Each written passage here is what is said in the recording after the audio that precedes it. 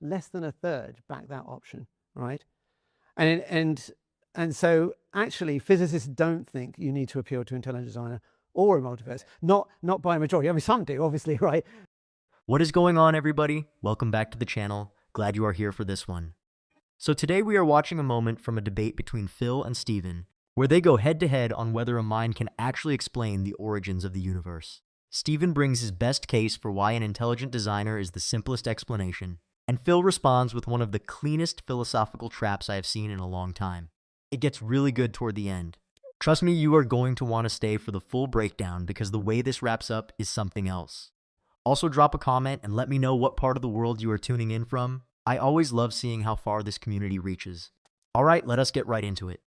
Well, I think it's better for me to reveal not what I think, but what physicists think, Okay. because I've done some surveys with physicists All right, go about ahead. what they think. So how about we do Yeah, that? let's find out. Okay, so I'd done 2 surveys. One was at a conference in Copenhagen, organized by the Niels Bohr Institute, had leading physicists there. And so that was, yeah, very, very high, top names in the field, but a smaller sample size. So I think we had about 80 replies. We've then teamed up with the American Physical Society, and we've done what I think is the largest survey of physicists ever. I think it's about roughly 1,700 replies we've got.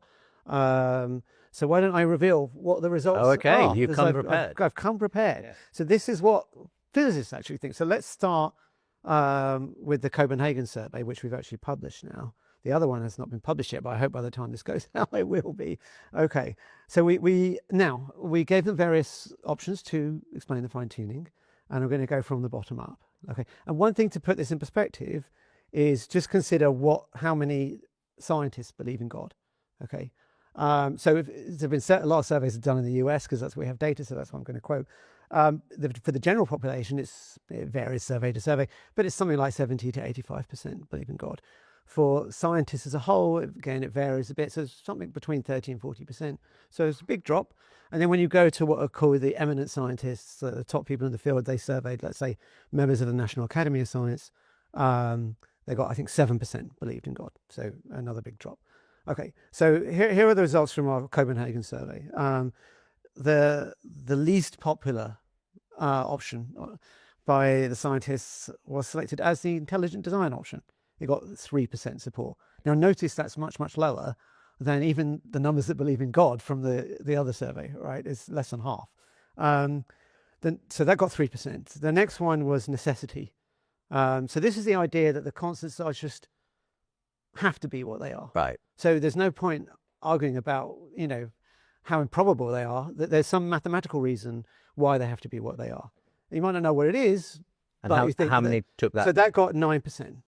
Okay, so Steven comes in here with what sounds like a really confident argument, and I get why people fall for it.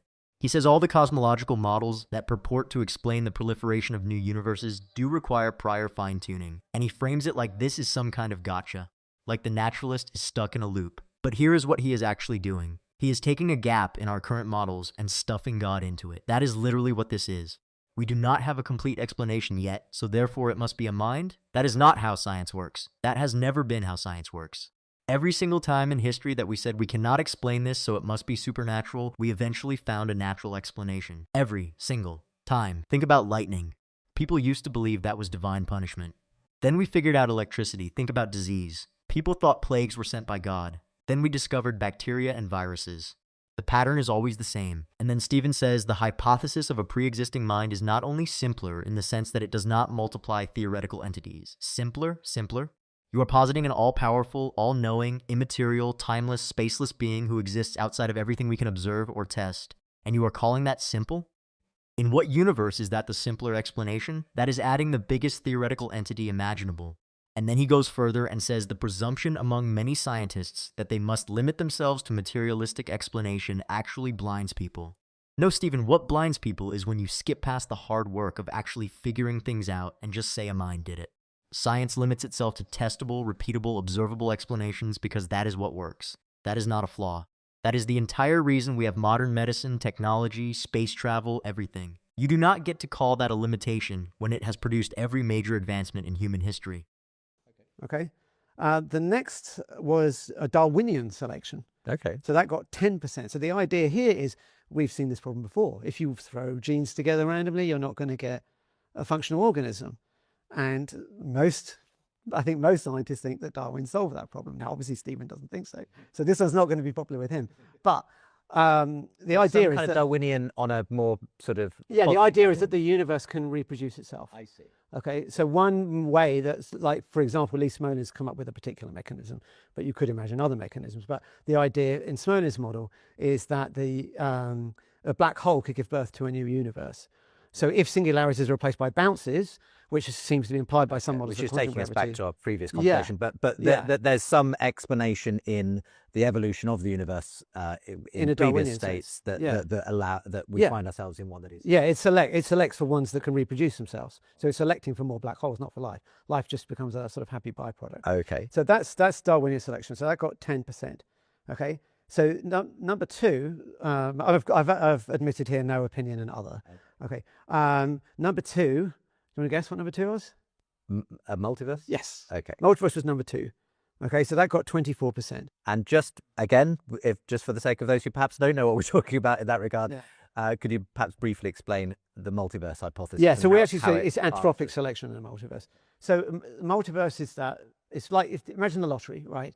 Super unlikely that someone wins the lottery unless lots of lottery tickets are sold. If lots of lottery tickets are sold, quite likely that someone wins the lottery. And then the anthropic selection comes in, whereby, so the idea is you could only observe the universe that has life-emitting values. So there's a selection bias. It's not what's the most likely universe. Our universe could be incredibly unlikely. It's what's the most likely universe to be observed, because you have to observe the one that's life-emitting. So that's why we call it anthropic selection in a multiverse, right? So that was the second most popular sort of way of making sense of fine-tuning of the universe for life. Correct. Okay. Correct. Yeah. And what was the number one then? Any guess? I don't know. Go on. Okay. It's that the constant nature are brute facts that need no further explanation. That there's nothing to be explained And that's here. different Go away. to them being necessary. Yeah. No, so necessary is different to a brute fact. Okay. So necessary means they have to be what they are. And you have to understand what Phil does here is absolutely surgical. Stephen keeps saying these are things we know from experience come from minds. And Phil just calmly says, okay, let us actually look at what we know. They always come from physical minds, right? The information in the mind has to be stored somewhere, and this is stored physically. That right there is the entire argument collapsing in real time. Because Stephen wants to use our everyday experience of minds as his evidence, but then he wants to leap to a completely different kind of mind that has nothing in common with what we actually experience. Phil lays it out perfectly. Every mind we have ever encountered has a body. Every mind we have ever encountered needs energy. Every mind we have ever encountered is localized in space. And then Phil drops the hammer. He says when we look at the conditions of the early universe, the hot Big Bang, it doesn't look like any mind that we know of could exist there. And that is the trap. Because now Stephen is stuck. Either you admit minds could not exist in those conditions, which means mind is not your explanation, or you say it is some totally different kind of mind. And Phil finishes it. He says you have to say it is some very, very different type of mind to anything that we know, but then you are not appealing to the everyday world that we know. You see what happened? Stephen built his entire case on background knowledge, on what we observe minds doing in everyday life, and Phil just used that exact same standard to destroy the argument. You cannot say I am reasoning from experience and then propose something that has zero connection to any experience any human has ever had. That is not reasoning. That is wishful thinking dressed up in philosophical language. So imagine like a coin flip, Okay. right? So you could take a coin flip and say, okay, it could land heads or tails. It landed heads. What's the grand metaphysical explanation for that? There isn't none. Just deal with it. It landed heads. Okay. Who cares, right? It's heads. That's what it came out Your brute as. fact. And so it's just a brute fact. It's not that it had to come out heads, whereas necessity means it has to come Yes. out heads. Okay. Right? There's some reason why it had to come out heads. Right? So that was our survey of the experts. Interesting. Then when we did the American Physical Society, that's much broader, much broader. We had 1,700 replies, and so the results are pretty similar. Okay, they're not radically different. So intelligent design, I expected to be. I thought, well, look, the population of elite scientists, let's say, is 7% believing in God, and the broader scientific community is maybe 35% believing in God. So I thought it would go up by 5. But it only went up by 3. It was 9% belief in intelligent design. Okay, So it was number 2 from the bottom rather than number 1 from the bottom, none rather than at the bottom. Okay. Then necessity actually was the one that got the biggest boost. Okay. Now we actually rephrased it. I should, because when we spoke to the American Physical Society, we went, oh, necessity is a philosophical term.